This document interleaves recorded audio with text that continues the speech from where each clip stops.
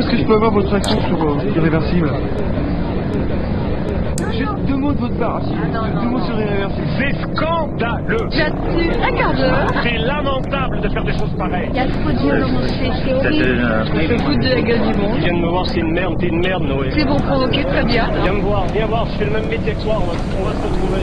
Voir une femme se faire tuer pendant 20 minutes.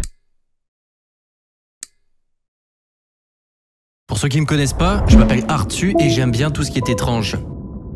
Ces temps-ci, je fais une fixation sur le cinéma underground. Je m'amuse à découvrir ces films les plus subversifs et vous les présenter dans un format mi-réaction, mi-face caméra. Aujourd'hui, on va parler du film qui a été projeté au Festival de Cannes en 2002. Le film qui a provoqué un énorme bordel. Il fait partie de cette catégorie de long métrage qui est éternelle et qui déchaîne les passions. Ce film-là, il est réalisé par Gaspard Noé. Un artiste. C'est une des personnalités du 7e art qui me fascine le plus. C'est une personne qui raconte l'humain dans ses pires versions. La drogue, l'alcool, le sexe, la violence, la brutalité, l'inceste, la vengeance et j'en passe. Alors, quand je vous dis qu'il arrive à rendre tout ça poétique, c'est un avis subjectif. Gaspard Noé n'est vraiment pas une personne qui fait l'unanimité. On va parler de cet homme un autre jour. Encore présentement, il y a des gens qui ont la haine envers Gaspard Noé juste à cause de ce film. Et il y en a d'autres qui le qualifient de génie incompris. Vous qui regardez cette vidéo, allez soit adorer ou détester à mourir cette chose. Il contient des segments qui ont littéralement scandalisé le monde du 7e art. Le choc est-il réellement nécessaire pour être pertinent? Allons-nous être révoltés par ce film? Allons-nous l'applaudir? Qu'est-ce qu'il se passe dans celui-ci pour qu'il provoque de telles réactions? Je vous souhaite de passer un bon moment en ma compagnie. On va regarder Irréversible. Installez-vous, prenez-vous un petit truc à boire, c'est ce que je vais faire tout de suite.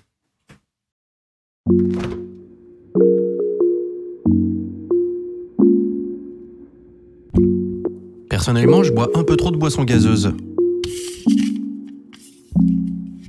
Et j'avais envie de trouver une alternative plus saine.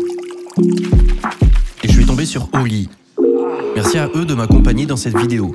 Bon, alors, vous connaissez Oli, il n'y a plus vraiment de secret. C'est une alternative au soda classique, sans sucre et à basse calorie. Tu prends une portion, tu la mets dans ta gourde avec de l'eau ou du lait, tu brasses, c'est déjà prêt, c'est super simple, voilà, ça change complètement la donne. Évidemment, ça ne remplace pas de l'eau pure, une bonne alimentation ou une activité physique. C'est simplement une alternative plus simple aux boissons sucrées. Alors, sinon, ils ont une tonne de goût, ils ont une tonne de formats. Ça, c'est de l'énergisant, de l'hydratant, des thés glacés. Et on a même des milkshakes. Alors moi présentement je suis assez fan du White Peach. D'ailleurs c'est lui que je suis en train de boire présentement. Tout est sans sucre, vegan, avec des arômes et colorants naturels, moins de 20 calories et plein de vitamines. Ce sont des petites boissons plaisir qui m'accompagnent durant mes heures de travail devant mon écran. Je vous invite évidemment à aller jeter un coup d'œil sur leur site web parce qu'en fait ils proposent plein de trucs super intéressants. Sinon avec le code promo ARTU5 vous avez 5 € de rabais sur votre première commande dès que vous atteignez 14,99 € d'achat. Vous avez aussi le code promo ARTU qui vous donne 10% de rabais sur n'importe quelle commande. Vous avez tous les liens en description. Sinon, il y a un code QR qui s'affiche à l'écran pour que vous puissiez y parvenir. Merci à Oli de sponsoriser cette vidéo et je vous souhaite un bon visionnage. On commence le film. La caméra ne se fait pas attendre pour tournoyer dans tous les sens. On n'a aucun contexte. On se rend ensuite dans une petite pièce et on a 2 hommes qui discutent. Celui qui est en slibard explique à l'autre qu'il s'est retrouvé en prison parce qu'il a couché avec sa propre fille. Il cite également cette réplique. Le temps détruit tout. Une phrase qui résume l'entièreté de la tragédie que nous nous apprêtons à voir. Par la suite, la caméra effectue un mouvement saccadé et on se retrouve à l'entrée d'une boîte de nuit appelée le Rectum. Un homme, interprété par Vincent Cassel, en sort sur un lit d'ambulance. Il a l'air d'avoir une zizanie autour de lui, comme s'il avait fait une connerie, mais on sait pas quoi. Un autre homme, embarqué dans une voiture de police, est en état d'arrestation. Jusqu'à ce que la caméra continue de virevolter plusieurs secondes. Avant que la couleur ne rougisse, qu'une musique qui n'est composée que de quelques accords joue en boucle. Nous sommes dans ce bar. Le Rectum. Nous retrouvons les 2 personnages, embarqués quelques secondes plus tôt, rentrés dans le bar. Là, c'est le moment où si vous ne connaissez rien de ce film, bah vous comprenez absolument rien. Laissez-moi vous expliquer vite fait. Irréversible est un film monté à l'envers. C'est-à-dire que l'histoire n'est pas racontée de façon linéaire. Nous commençons le film à la fin de l'intrigue et plus on avance, plus on remonte à la source de Sexy pour comprendre justement comment tout cela est arrivé. Ce qui évidemment joue avec la thématique du temps, thématique très présente dans ce long métrage, pour ne pas dire principale. Si vous avez bien compris, les deux gars qui sortent du bar en sortent à la fin de l'intrigue et là, nous venons de reculer un peu avant pour les voir rentrer. Donc, on est censé comprendre pourquoi ils finissent dans cette situation qu'on vient de visionner. Même Gaspard Noé se fait kiffer avec cette mécanique en mettant le générique de fin au tout début du film. Le film va jouer avec cette notion de « il se passe des choses à la caméra hors contexte » et plus on avance dans le film, plus on nous donne ce contexte. On se retrouve donc dans cette boîte de nuit à suivre les deux gars qui nous sont encore inconnus. De ce qu'on comprend, ils cherchent une certaine personne qui s'appelle le Ténia. Le personnage de Vincent Cassel est très virulent, tandis que l'autre gars tente de le calmer. La façon dont ce club qui s'appelle le Rectum est montré nous plonge directement dans une sensation cauchemardesque et anxiogène. La caméra qui bouge partout.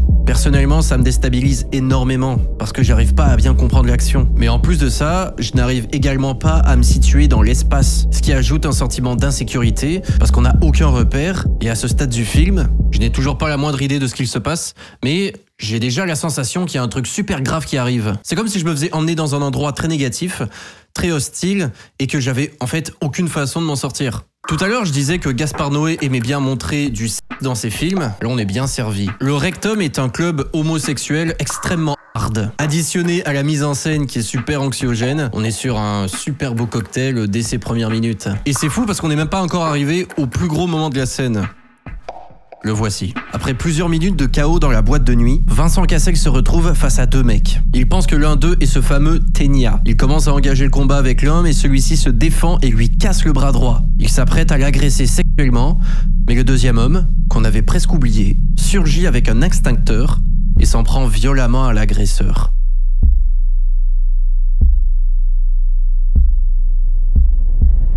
C'est quoi ce bordel? Je pense que c'est à partir de ce moment-là que les premiers spectateurs ont commencé à quitter la séance. Bonjour, est-ce que je peux avoir votre action sur Irréversible?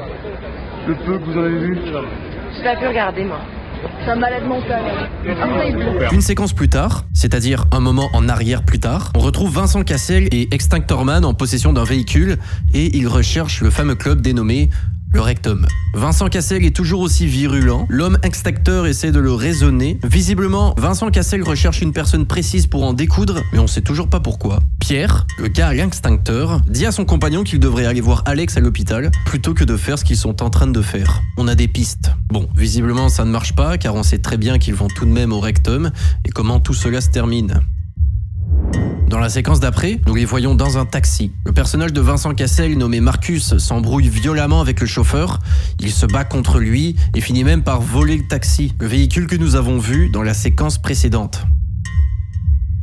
Dans une autre séquence, on le voit interroger des travailleuses du sexe. Encore une fois de façon très virulente, on comprend, de par les mots à Marcus, qu'il y a eu un viol. Tout fait vite sens. C'est à ce moment qu'ils entendent pour la première fois le nom du Ténia et qu'il se trouve au Rectum. C'est vraiment un nom de malade mental. Bon, je vais pas vous faire le détail de chaque séquence du film, mais en gros, nous suivons l'histoire de Marcus et Pierre qui cherchent à se venger de l'agresseur d'Alex, comme on vient de voir. Cette soirée est un cauchemar. Je vous dirige directement au milieu du film, là où on va rencontrer pour la première fois le personnage d'Alex, interprété par Monica Bellucci, et nous allons être témoins de cette scène. Cette scène qui, encore aujourd'hui, fait scandale partout. Quand les gens parlent d'Irréversible aujourd'hui, on pense en premier lieu surtout à cette scène. J'irai pas jusqu'à dire que c'est la scène qui a donné un nom et une carrière au film, mais pas loin. Je suis pas en train de dire que c'est la meilleure scène du film. Ce que je suis en train de dire, c'est que c'est celle qui a certainement interpellé le plus de gens. Dans un plan désormais iconique, nous suivons Alex qui marche dans un souterrain en direction de son domicile. Sur sa route, elle tombe sur un homme, donc le Ténia, qui agresse une femme. Celle qui a donné son nom plus tard à Marcus. Alex est prise de panique, le Ténia s'en prend à elle et l'agresse comme on avait déjà compris qu'il allait faire à ce moment-là du film. Le spectateur est donc témoin d'une scène de vie complètement non censurée, froide, cruelle, et le pire, c'est que c'est en plan séquence. C'est-à-dire qu'il n'y a aucune coupe. Ça dure une dizaine de minutes. Une dizaine de minutes où on est simplement impuissant face à cette scène qui est complètement horrible. Et c'est avec cette séquence que les gens ont tout simplement pété un câble. C'est à partir de cet instant que les gens sortent de la salle, insultent le film, insultent Gaspard Noé, Il y avait ces bruits, ce brouhaha permanent, mais des gens qui l'invectivaient, des gens qui venaient au balcon, qui gueulaient « Ouais, Gaspard, on va te faire la même chose !» en pleine projection de Cannes. Les gens ont réagi pendant le film terriblement. D'ailleurs, une des premières personnes qui a gueulé un truc, c'est mon frère, qui était hyper choqué. Le film n'était même pas terminé qu'il était déjà devenu le scandale de Cannes. Ils se sont fait défoncer par la critique. La conférence de presse après était particulièrement tendue. Les acteurs se sont fait violemment aborder en sortant de la salle. L'acteur qui joue Le Ténia, encore aujourd'hui, raconte se faire insulter dans la rue parfois. C'est chaud parce que le film a plus de 20 ans. Aujourd'hui, Irréversible, c'est encore un scandale. J'ai envie de vous poser la question, vous en pensez quoi? Vous pensez qu'il veut raconter quoi? C'est quoi son but? On est sur une œuvre où la caméra tourne de partout, avec des dialogues inaudibles, aucun scénario, de la vulgarité qui n'a pas vraiment de sens de prime abord, et pour couronner le tout, on est sur une scène de très crue d'une dizaine de minutes. Personnellement, au premier visionnage, je me suis dit que c'était un film qui avait une histoire très simple, mais racontée de façon super singulière. Mais qu'au final, c'était quand même pas si ouf. Je dirais pas que c'est un film pervers et gratuit comme beaucoup de gens le disent, mais je dirais que c'est quand même pas ouf au fond quand t'as terminé. Et en fait, j'étais presque déçu parce que j'en attendais vraiment beaucoup de ce visionnage. Et finalement, 2 mois après l'avoir vu, je me rends compte que je pense encore au film, mais je sais pas exactement pourquoi. Je pense qu'il m'a juste marqué. Donc ce que je fais, c'est que je décide de le visionner une seconde fois et de cette fois-ci être beaucoup plus attentif à tous les détails que j'ai peut-être manqués. Et j'avais manqué beaucoup de choses. C'est la première fois qu'on va faire ça sur ma chaîne, ok? Je vais vous proposer un second visionnage. Mais cette fois-ci, on va rentrer dans le détail et je vais vous expliquer pourquoi, selon moi, c'est un très grand film technique. Qu'on l'aime ou qu'on le déteste. Êtes-vous prêts? On est parti.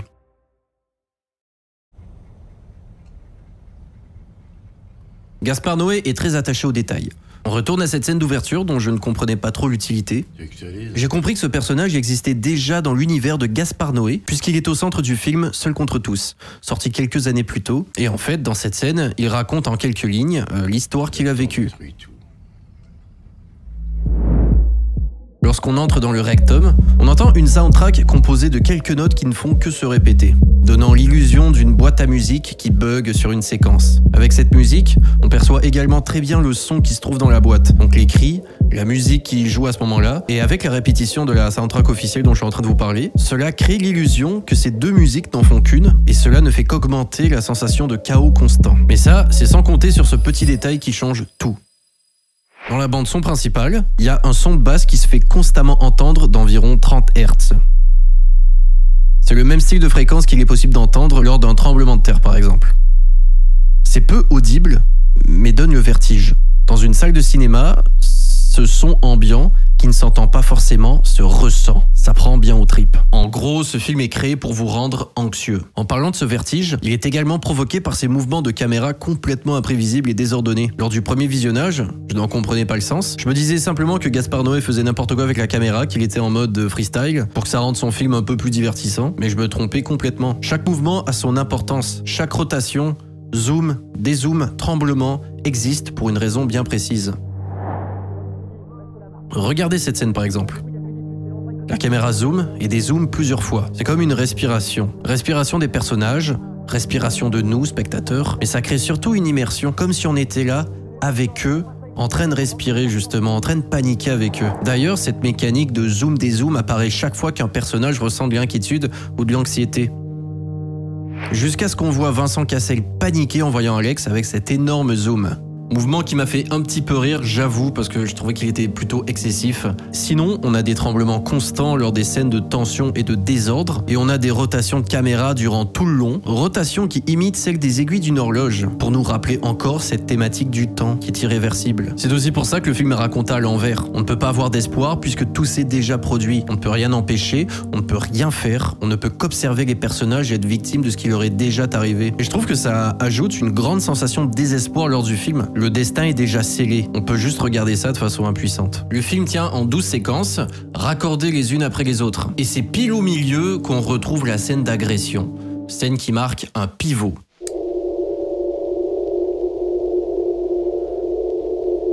Dans cette scène, Gaspard Noé a fait le choix de poser sa caméra à terre et de ne plus la bouger de toute la séquence. C'est d'ailleurs un des seuls moments du film qui a cette stabilité.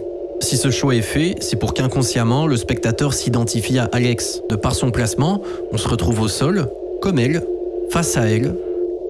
Et il faut surtout pas qu'on s'identifie à quelqu'un d'autre. Chose que le réalisateur précise. Il faut qu'on s'identifie à Monica, qui joue le rôle d'Alex, pas aux autres, encore moins à son agresseur.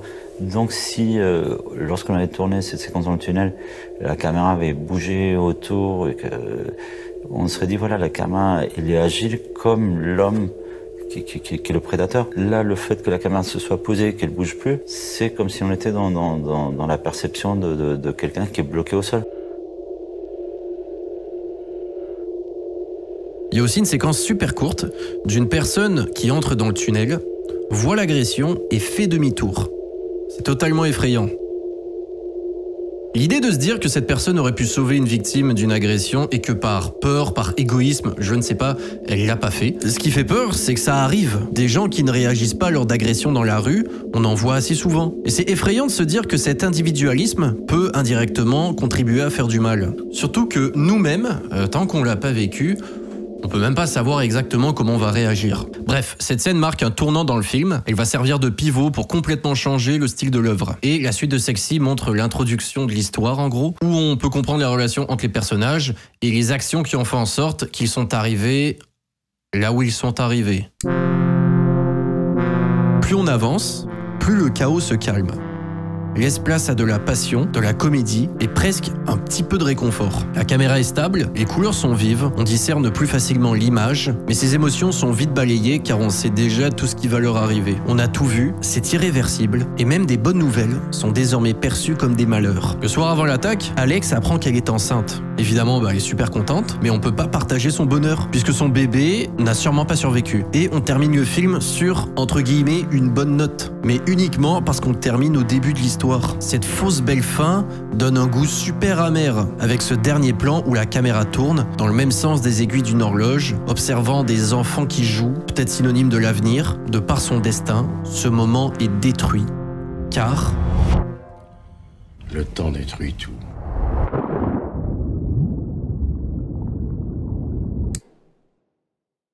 Irréversible, c'est un film très bien réalisé sur le niveau technique. C'est clairement une claque visuelle, sonore, scénaristique. C'est un film très lourd. Par contre, les scènes qu'il contient sont très subversives. Ça peut être un grand film, mais ça ne l'immunise pas contre la critique. Effectivement, quelle est la justification? Comment justifiez-vous de montrer cela? Quelle est la différence entre ce que montrent les films d'habitude et vous? Non, c'est juste, voilà, il y en a dans la vie. Pourquoi est-ce qu'on ne peut pas le représenter? Il faut pas quelqu'un pour le montrer. Alors, donc votre logique, c'est de montrer un vrai viol.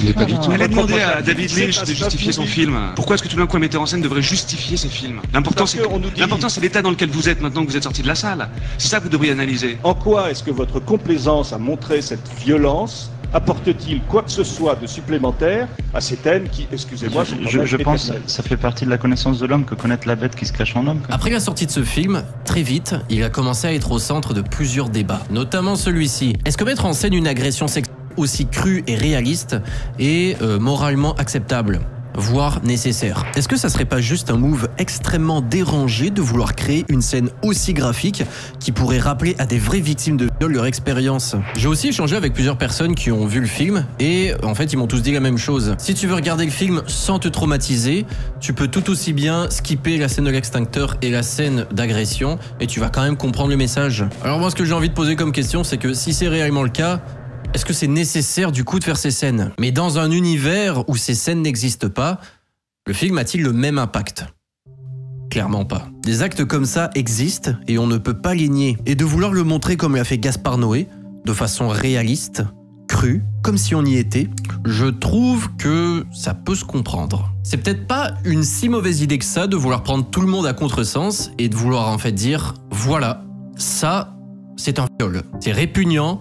Arrêtez de le minimiser. Ceux qui en commettent sont des crasses. Il ne faut pas s'y identifier. Il ne faut pas le prendre à la légère. Après tout, certains pourraient peut-être comprendre après une scène choc comme ça. Mais bon, peut-être que je dis n'importe quoi. De toute façon, je suis même pas forcément fan de cette scène. Mais de toute façon, je trouve que Irréversible, c'est quand même beaucoup plus que cette scène. C'est vraiment une prouesse technique, une ambiance de malade, un ton ultra anxiogène. C'est une très grande œuvre sur ce niveau. Un film qu'on ne pourrait plus vraiment faire aujourd'hui. Parce que au-delà du contenu, c'est surtout un long métrage qui a été fait à l'arrache. Gaspard Noé, il a reçu un financement alors que son scénario tenait littéralement sur 4 pages. La grande majorité des répliques et mouvements sont improvisés. Le tournage, il s'est fait en seulement 6 semaines pour que ça puisse rentrer dans les disponibilités de Vincent Cassel et Monica Bellucci, qui étaient en couple à l'époque. L'un des seuls travaux d'éclairage, c'est un gars de l'équipe qui a peint des ampoules en rouge pour la scène du rectum. Et des anecdotes comme celle-là, il y en a plein. Gaspard Noé voulait que tout soit le plus réaliste possible. Alors pendant les scènes de party, les figurants et acteurs sont réellement en train de faire la fête, avec de l'alcool et d'autres substances. D'ailleurs, le réalisateur il était tellement torché qu'il a même pas pu cadrer certains plans. Ouais, Irréversible, c'est vraiment quelque chose de spécial. C'est un phénomène, pour le meilleur et pour le pire. Alors, qu'est-ce que vous avez pensé du film? Vous avez pensé quoi de tout ça, de tout ce message, de tous ces débats? Est-ce que c'est moralement éthique ou non? Je suis très impatient de voir vos messages et de lire vos avis. En attendant, c'est tout pour moi. Je vous remercie énormément d'avoir regardé cette vidéo jusqu'à la fin. On se revoit bientôt pour de nouvelles aventures. Merci encore à Oli pour le sponsor, c'est super apprécié. Allez prendre des boissons, code promo en description. Passez une bonne journée, gros bisous, ciao.